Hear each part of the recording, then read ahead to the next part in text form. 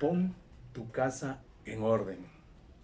Un título bastante raro para un tema, pero en las cosas de Dios es diferente en las cosas del mundo. Todo hay un gran abismo entre las cosas de Dios y las cosas del mundo. Y la enseñanza que vamos a ver hoy se titula Pon tu casa en orden. Vamos a Isaías 38, 1, 9. Y nosotros nos preguntamos por qué Dios, un Dios justo, un Dios de amor, le hace este mensaje, le envía este mensaje a este varón de Dios, a este siervo, un mensaje nada alentador, un mensaje nada agradable, un mensaje que la gran mayoría de personas, independientemente si sean reyes o sean súbditos, no quisieran oír. Pero sin embargo, Dios Todopoderoso le envía el profeta a este siervo y le dice, Isaías 38, 1 al 9. En aquellos días Ezequías enfermó de muerte y vino a él el profeta Isaías, hijo de Amós, y le dijo, oigan las palabras de Isaías, cualquier siervo, cualquier hombre de Dios, cualquier mujer de Dios que le sirve a Dios, que anda en sus caminos, esperaría un mensaje alentador, un mensaje que le levantaría el ánimo y que le diría que siguiera adelante. Pero todo lo contrario, Dios le manda a Isaías como profeta y le da esta profecía, una palabra un poquito rara, yo diría un poquito fuerte para este varón de Dios, pero sin embargo así le envió el mensaje el profeta y le dice a Isaías, y dijo Jehová, dice así, ordena tu casa porque morirás. Ahí está bien, pero se lo recalca, y no vivirás. Un mensaje un poquito duro, yo diría demasiado fuerte, porque como te repito, un hombre o una mujer de Dios está esperando que venga el profeta, pero para que le dé aliento, para que le dé una palabra de fortaleza, una palabra de fuerza, que siga adelante, que lo está haciendo bien, que está agradando su corazón, pero que sin embargo le manda el profeta Isaías a Ezequías y le da esta palabra.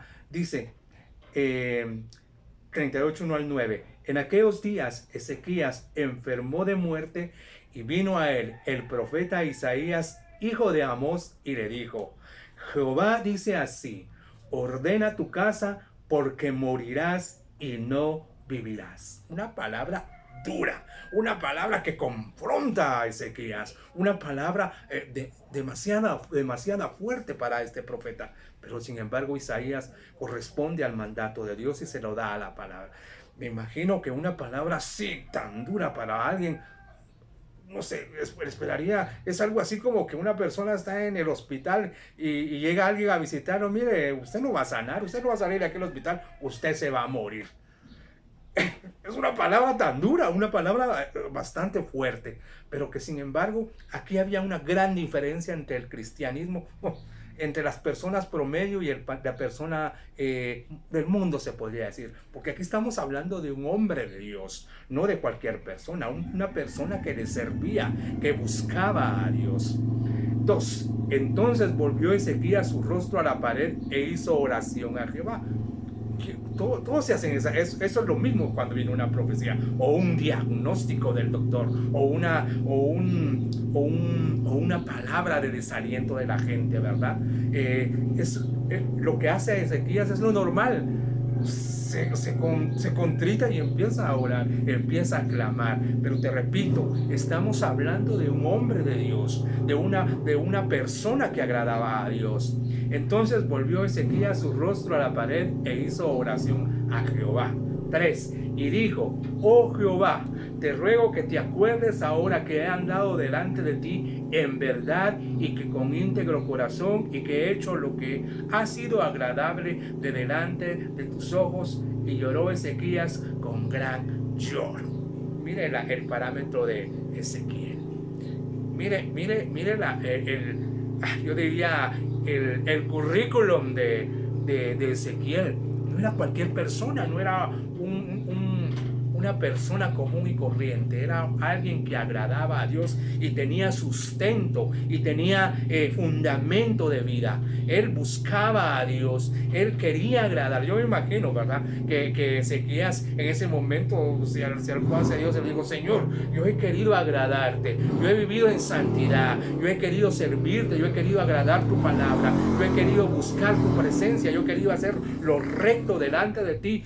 Y tú me vienes con esta palabra, tú me vienes con este mensaje que me voy a morir y que no voy a vivir. Es una palabra confrontativa, pero te lo repito, Ezequías tenía fundamento de vida, tenía su estilo de vida, lo tenía como currículum, lo tenía como una presentación delante del Señor, porque por supuesto, Dios Todopoderoso miraba la actitud de Ezequías. No era cualquier persona que andaba en pecado, no era una persona que andaba en iniquidad, no era una persona que andaba en desobediencia, no era una persona que hacía lo malo delante del Señor. Todo lo contrario, era una persona que agradaba a Dios, y esa era la presentación de Ezequías. Tenía fundamento y tenía carácter para decirle: Señor, yo he querido agradarte, yo he querido servirte, yo he querido caminar en integridad, yo he querido vivir en santidad, yo he querido ser tu siervo fiel y quiero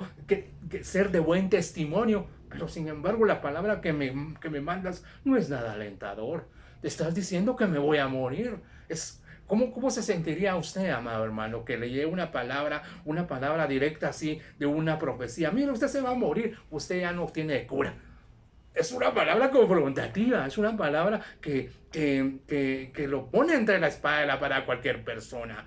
Yo me imagino que en ese momento le pasó toda su vida a Ezequías, le pasó lo bueno, pero como te repito, Ezequías tenía fundamento, tenía carácter para hablar delante del Señor y decirle: Señor, está bien, pero yo, Señor, yo he querido agradarte, yo he querido servirte, yo he querido caminar en integridad, Señor. Entonces, dice el Señor, dice la palabra en el 3, y dijo: oh Jehová, te ruego que te acuerdes ahora que he andado delante de ti en verdad y con íntegro corazón, y que te he hecho y lo que ha sido agradable delante de tus ojos. Y lloró Ezequías con gran lloro. ¿Usted qué haría?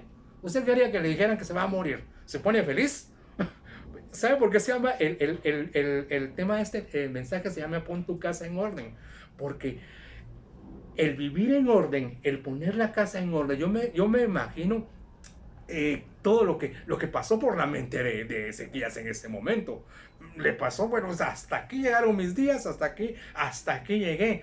Pero te repito, te lo vuelvo a repetir, Ezequías tenía fundamento, tenía carácter, tenía un estilo de vida que quería agradar, y esa era su carta de presentación delante del Señor.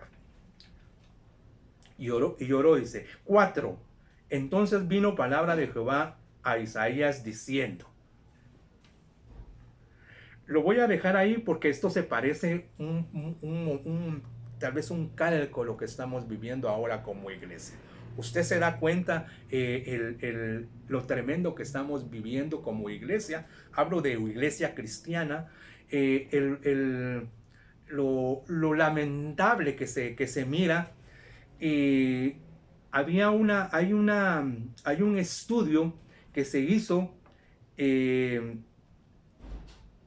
que se vino a hacer a Guatemala, y hicieron este estudio de la iglesia cristiana y lo dividieron en dos partes. Lo dividieron entre la iglesia rural y la iglesia urbana, de la problemática de la iglesia. El estudio se divide en dos partes: la iglesia urbana, la capital, y la iglesia rural, la departamental. La urbana, capital, lo que se llegó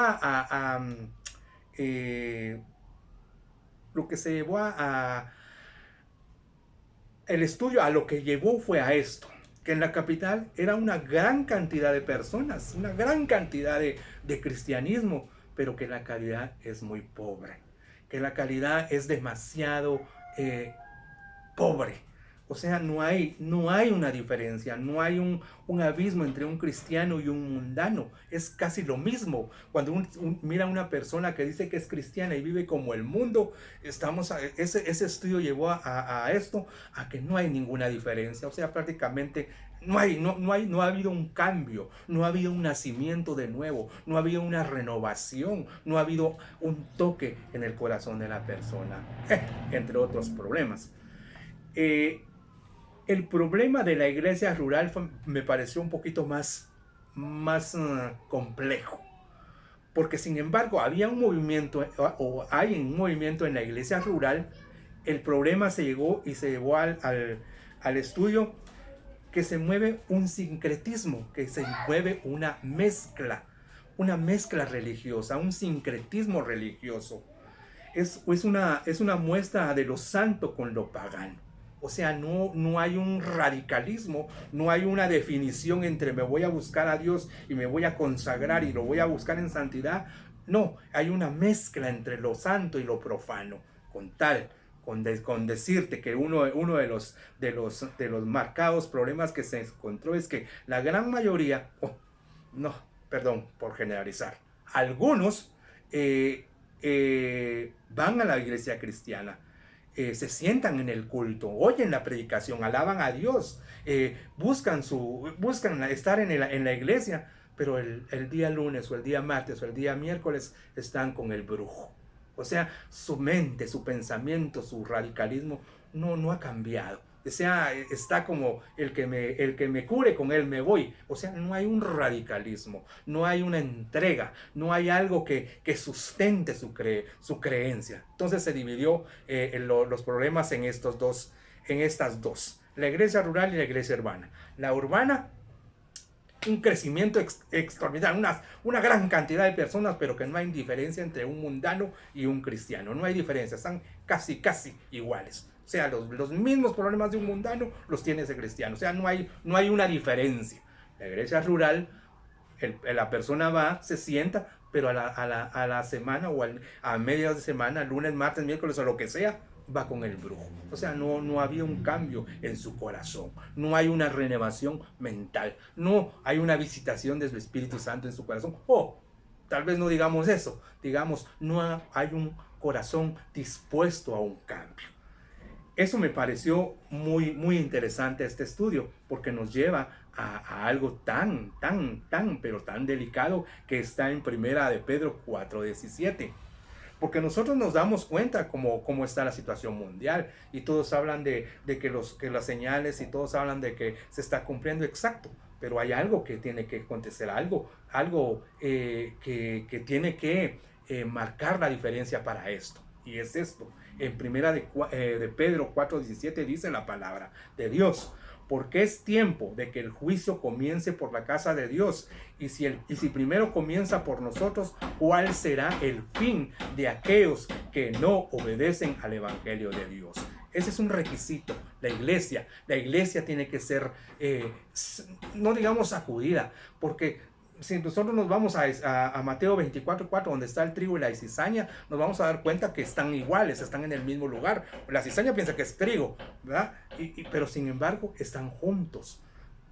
¿Por qué se puso el tema de pon tu casa en orden? Porque Dios, en su infinita misericordia, en su infinito amor, nos da la oportunidad para que nosotros andemos en integridad, andemos en consagración, tratemos de agradarle, para que busquemos su presencia.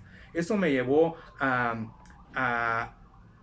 uno de los evangelistas, del testimonio de este hombre, que lo llevó, que lo confrontó, y que lo llevó a ser uno de los evangelistas más, no digamos más, digamos uno de los evangelistas usados por el Señor. Pero ¿cuál fue el testimonio de la conversión de este cielo? Cuando usted lee el libro de los Hechos y lee la conversión de Pablo como una visitación del cielo, una luz resplandeció y le dijo: Saulo, Saulo, ¿por qué me persigues? Y Saulo en ese momento tiene un encuentro con el Señor. Yo lo comparo y les dejo esta conversión de este hermano, que se llama Lester Sumrall. Lester Sumrall cayó enfermo, prácticamente la misma historia de Ezequías, y en su leche de muerto tuvo una visión. La verdad es que cuando ya está con el espada de la pared, es cuando uno arrepiente. Yo personalmente digo, ¿para qué esperar en el último momento? ¿Verdad? ¿Para qué esperarse? Por eso cuando uno dice, uno predica, bueno, ahí entra otro tema, la predestinación, ¿verdad? Hay personas que vinieron para ser condenadas y hay personas que realmente no van a recibir a Jesús y otras que sí, pero ese es otro tema, eso es la predestinación. Pero sin embargo, aquí yo me pregunto siempre, bendito sea el Señor que nos dio la oportunidad a nosotros de que en el momento que se nos predicó, que en el momento que se nos envió el mensaje creímos, y eso ya es una gran ventaja. El testimonio de Lester Sumrall: cayó enfermo exactamente que Ezequías, y en su leche de muerte tuvo una visión, o un ángel se le apareció de lado. Ese es bien interesante, porque ¿quién con una visión, o que te visite el Señor, o que tengas una revelación así, no va a comparar esas dos esas dos oportunidades que Dios le dio a Lester Sumrall, ¿verdad? Porque en el momento que se le apareció la visión, en un lado se le apareció una Biblia, y en el otro lado se le apareció un ataúd. No se necesita ser tan sabio, ¿verdad? Para captar el mensaje que le quería dar Dios, ¿verdad? La palabra del Señor y un ataúd. Es obvio que le estaba diciendo, el enfermo en su lecho de muerte, y que se le aparezca una Biblia en un lado y el ataúd en otro, es obvio que le estaba diciendo que decidiera. Y así fue. Y se le dijo, del otro tenía un ataúd, y se le dio la Biblia para que prediques.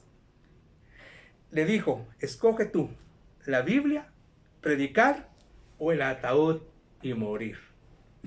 Claro, usted se dará cuenta de lo que fue Lester Sumrall, ¿verdad? Fue un evangelista. Es obvio que él decidió agarrar la Biblia y predicar, no agarrar el ataúd y morir, por supuesto, ¿verdad? Pero como se lo repito, ¿para qué esperar hasta el último momento? ¿Para qué esperar que las cosas ya estén patas arriba y tener una reacción? Muchas veces ya no hay tiempo. Yo me pongo a pensar, ¿para qué esperar, verdad? Entonces, el mensaje se llama: pon tu casa en orden. Dios nos está llamando a poner nuestra casa en orden. Nuestra casa. Usted, si quiere, la pone en orden. Ese es el mensaje: pon tu casa en orden. Cuando yo leo la palabra del Señor y de los profetas, y de unos profetas, porque usted lee la Biblia y va a encontrar en todos los libros, bueno, la mayoría de libros de la Biblia es: e Israel hizo lo bueno delante de Dios, e Israel hizo lo malo delante de Dios. Aquí nos habla claramente de Ezequías. Ezequías tenía fundamento, tenía el carácter, y tenía el valor y la moral de decir: Señor, yo he caminado en integridad, yo he querido servirte, yo he querido predicar, yo he querido caminar en santidad, yo he querido agradarte, y tú me envías con este mensaje. Pero te lo repito, cuando hay fundamento, y cuando hay carácter, y cuando hay algo que sostenga tu palabra, Dios en su infinita misericordia va a hacer algo en tu vida. Ezequías tenía el fundamento, Ezequías tenía el carácter. Él podía decir claramente: Señor, independientemente de lo que haga el Señor, él estaba diciendo: Señor, pero te recuerdo que lo he hecho lo mejor que puedo. Y sin embargo, Dios en su infinita misericordia oyó la oración de Ezequías. Le dice en el capítulo 5, en el 4, entonces vino palabra de Jehová a Isaías diciendo, después de que Isaías lloró, gimió, clamó, oró y lloró delante de Dios por esa palabra. No era una palabra que viniera y que decía: te voy a levantar, te voy a usar, vas a ir a las naciones, vas a predicar mi palabra en multitudes. No era una palabra de esas, era una palabra: te vas a morir y no vivirás. Se lo estaba rectificando: te vas a morir y no vivirás. Se lo estaba rectificando, pero sin embargo, te lo repito, Ezequías tenía carácter. Ezequías podía decir: Señor, yo en la Biblia estoy como los que hicieron las cosas bien delante de ti, los que quisieron hacer las cosas bien, los que quisieron hacer las cosas para honrarte, para darte la gloria. Y sin embargo, como te lo vuelvo a repetir, él tenía el fundamento, él tenía el carácter, él tenía lo que sustentaba lo que era. Y le dice, oye lo que dice el 3, dijo, oh Jehová, te ruego que te acuerdes ahora que he andado delante de ti en verdad y con íntegro corazón, y que he hecho lo que ha sido agradable delante de ti, delante de tus ojos. Y lloró Ezequías con gran lloro. El 4, póngale atención al 4. La respuesta que todos estamos esperando, la respuesta del que manda, la respuesta del Todopoderoso, ¿verdad? ¿Qué va a responder? ¿Qué le va a decir a Ezequías? ¿Qué le va a decir? 4. Entonces vino palabra de Jehová a Isaías diciendo: ve y di a Ezequías, Jehová Dios de David tu padre dice así: he oído tu oración y he visto tus lágrimas. He aquí que yo añado a tus días 15 años. Le estaba diciendo que estaba oyendo su oración y que no iba a morir, y que iba a seguir viendo la gloria de Dios. Hermano, amigo, no hay que esperar hasta el último momento para arrepentirse. Yo personalmente digo, gloria, yo lo hablo por mí. Yo digo, gloria a Dios, Señor, te doy gracias porque te conozco, gracias porque me has hecho salvo. Pero en este caso, Señor, en este caso, Dios oye la oración de Ezequías y le dice: de acuerdo, oye tus oraciones. Y es verdad, tú has andado en obediencia, tú has andado en santidad, tú has querido agradarme, tú has querido honrarme. Y hoy no solo te sano, sino que alargo tus días de vida. Hola, qué palabra del Señor, qué palabra tan hermosa, qué palabra tan maravillosa que le da a Isaías. Y en el 5, ve y di a Ezequías, Jehová Dios de David tu padre dice así: he oído tu oración y he visto tus lágrimas. He aquí que yo añado a tus días 15 años. Oiga, es que mire, cuando usted anda en integridad, cuando usted anda en santidad, cuando usted anda agradando a Dios, la bendición no es solo para usted, no es solo para uno, es para toda nuestra familia, porque nosotros somos la cobertura, nosotros somos no diría el canal de bendición. Oiga lo que le dice. Él estaba buscando su salvación, él estaba buscando su sanidad. Dios, que dice la palabra del Señor, que Dios nos da mucho más abundantemente de lo que pedimos o lo que imaginamos o lo que nosotros creemos. Dice que Él nos da medida buena, apretada, remecida y rebosando darán en su regazo. Le dice en el 6. Dice, voy a leer desde el 5 para seguir con el contexto. Ve y di a Ezequías, Jehová Dios de David tu padre dice así: he oído tu oración y he visto tus lágrimas. He aquí que yo añado a tus días 15 años y te libraré a ti y a esta ciudad de mano del rey de Asiria, y a esta ciudad ampararé. Por el hombre de Dios, por el Hijo de Dios, no solo bendijo su vida, no solo lo restauró, no solo lo sanó, no solo le dio más vida, sino que bendijo su familia, bendijo su ciudad, bendijo su nación. Dice, y libraré a ti, a esta ciudad de mano del rey de Asiria, y a esta ciudad ampararé. ¿Qué no daríamos por el amparo del Todopoderoso? 7. Y esto será de señal de parte de Jehová, que Jehová hará esto que ha dicho. He aquí, yo haré volver la sombra por los grados que ha descendido con el sol. En el reloj de Acaz 10 grados atrás, y volvió el sol 10 grados atrás, por los cuales había ya descendido. En el 9 nos da prácticamente lo que yo digo, lo que cuando se tiene fundamento. Mire, Dios es misericordioso, Dios es amoroso, dice que Él es lento para la ira y grande en misericordia. Y yo te hago una invitación, amigo, yo te hago una invitación para que no esperes el último momento.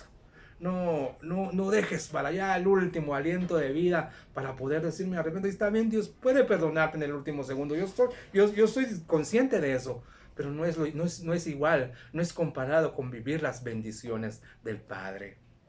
Y te hago este llamado, amado amigo, amado hermano. Si tú esta tarde, esta noche, esta mañana, no sé qué horario sea en tu nación, quieres recibir a Jesús, eh, cierra tus ojos y habla con el Señor en tu aposento, en tu cuarto, en el lugar donde estés, y arrodíllate delante de Él y pídele perdón, y pídele gracia, y pídele que Él, porque solo Él puede darnos perdón, solo Él nos puede sanar, solo Él nos puede dar vida eterna, solo Él puede darnos gozo, prosperarnos, bendecirnos. Yo quiero hacerte esta invitación. Si quieres recibir a Jesús en tu corazón, ahí donde estás, arrodíllate y habla con el Padre. Que Dios te bendiga.